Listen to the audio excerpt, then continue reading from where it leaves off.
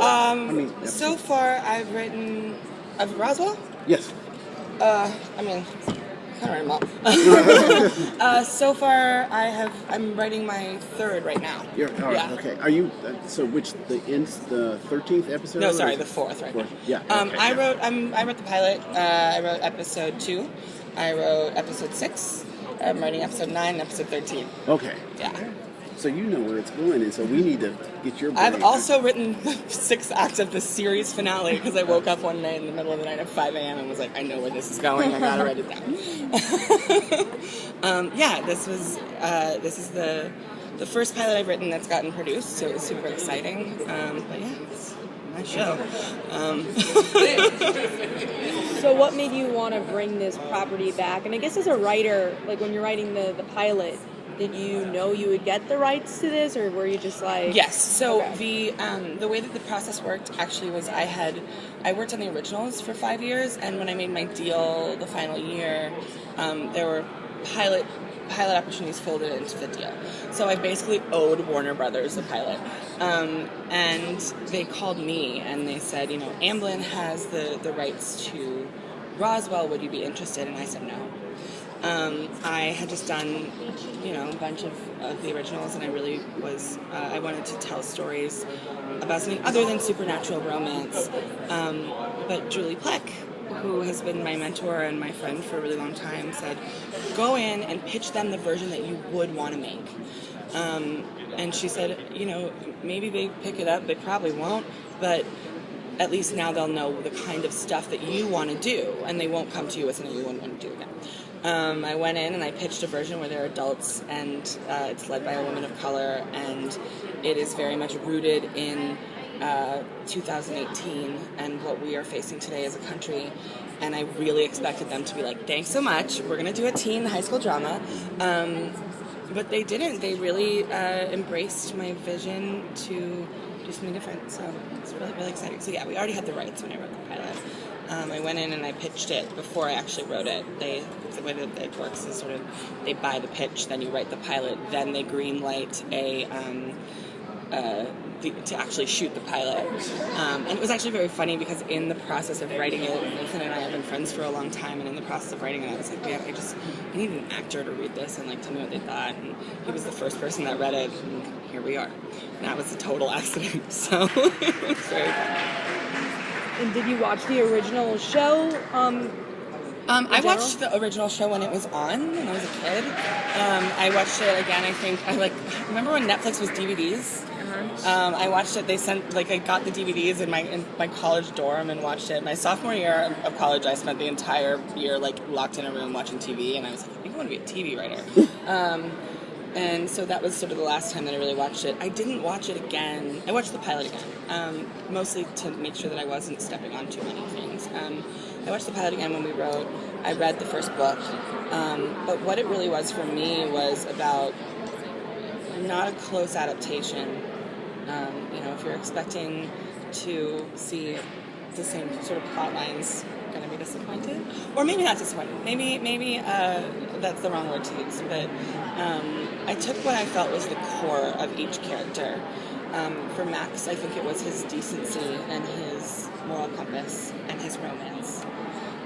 For Isabel, I thought it was her sharp tongue and this sort of facade that she puts out about who she is because she's holding a secret. And for Michael, very much the fact that he was raised in sort of an abusive and troubled environment, and how do you overcome that, and his sexiness in general. And then for Liz, I really love, the thing that I loved about Liz in 1999 when Sherry Appleby played Liz Parker was that she was sort of the one female ingenue on TV at the time that was a science and math nerd. We had Rory Gilmore, who was a writer, and Joey Potter, who was a writer, and Felicity, who was an artist. And I loved that this was somebody who was into STEM. So we really took that, and with science fiction, it gives you a lot to work with. Liz is entering mad scientist territory, which is really fun.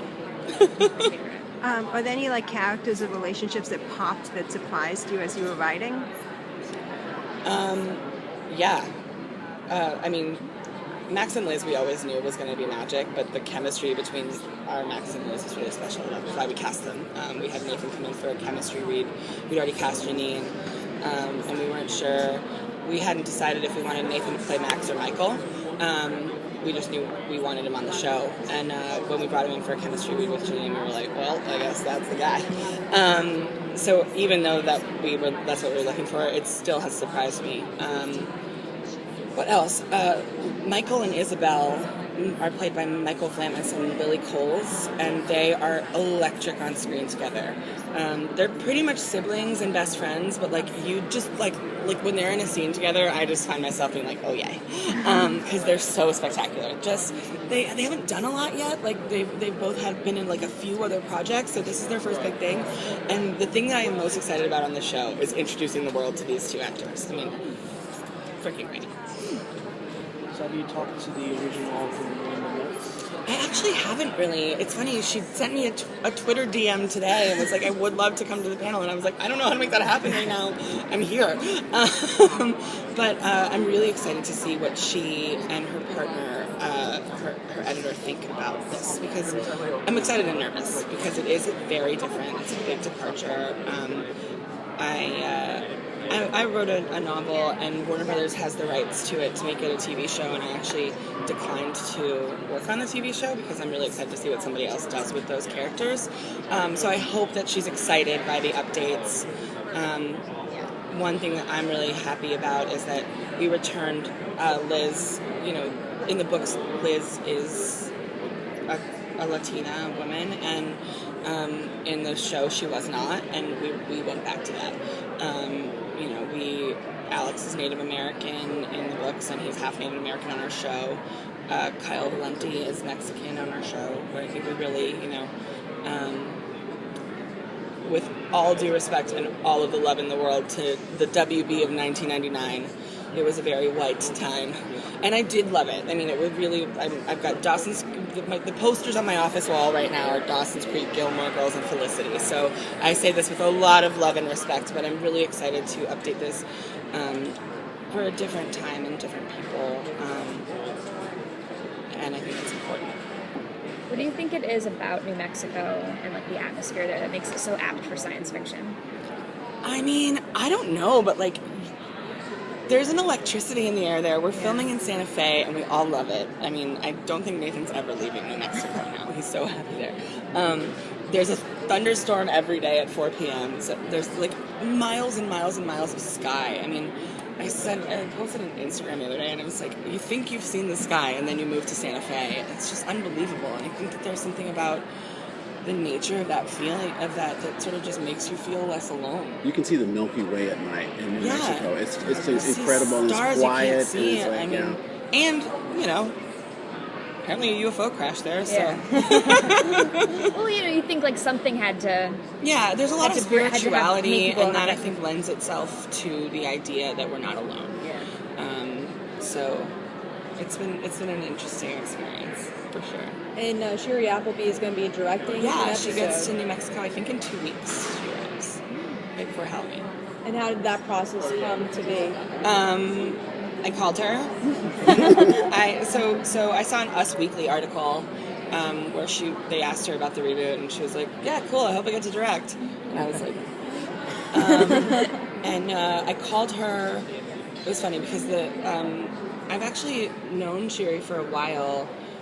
Through mutual friends. I've interviewed her before because I used to be a journalist. I used to sit on that side of the table. And when she was on Life Unexpected, that was my first year as a journalist, so I used to travel up to Vancouver all the time and interview her on set. And through Britt Robertson, I still kind of have interacted with her a bit. So I gave her a call, and I left her a voicemail, and I was like, "Hey, this is Carina. When do you want to talk about directing?" And she called me back. She was like, "Yes, when? Let's do this." And it was funny because it was right after the final season of Unreal had just gotten all posted on Hulu. So I had literally spent an entire Sunday just watching Sherry, and then the phone rings and she's like, "Hey, it's Sherry Appleby," and I was like, "Yeah, no, I know your voice. I'm watching you right now." But yeah, I'm really excited to have her. She's been really lovely and very supportive. Honestly, the entire cast has been incredibly supportive. Brendan Fair has offered to show me around Santa Fe like 100 times, and I haven't actually said yes yet because I'm like scared because he was like the guy in 1999. Jason watched the pilot and was super, super complimentary. I don't know if he really loved it, but he said he did. And Nick West was a friend of mine, so it's been really nice to have the support of a lot of people that were involved. Because I was a big fan, and it's not about replacing anything or about bettering anything. It's about an adaptation and a change. I'm really excited about it. Thank you.